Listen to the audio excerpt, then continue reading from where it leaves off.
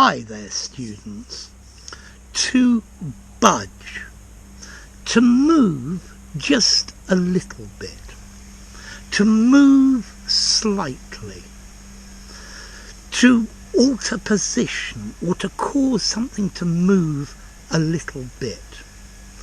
We most often use this verb to budge in the negative. It won't budge. I can't get it to budge. I can't make him budge. Okay, so for example, this door is stuck. It won't budge an inch. I can't get it to move even the smallest bit. I can't budge this rock. It's too heavy for me. I'll have to get a crowbar to budge it. Or you could say to someone, stay there, don't budge, and I'll be back in a couple of minutes. Here we're saying, don't leave this place, not stand absolutely still. Yeah? Don't budge, and I'll be back in a minute. Keep my place in the queue, don't budge, well, budge up with the queue, move up, and I'll be back in a minute. Let's see, to budge up. I did this in the video with move as well. Imagine a line of people on a bench and there's a little bit of space. If you all budge up just a little bit, then there's enough space for me to sit down. Now, this word to budge, you can also use it figuratively, meaning to change your opinion, or to move in your opinion or your mental position. He said no, and he refused to budge. He was absolutely adamant. In a price negotiation, normally both parties budge a little bit.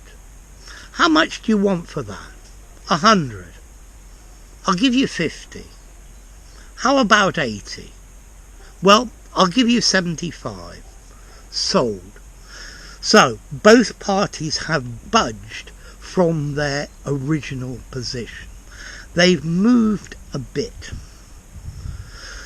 The rules are the rules, and I can't and I won't budge. That sounds like a job's worth.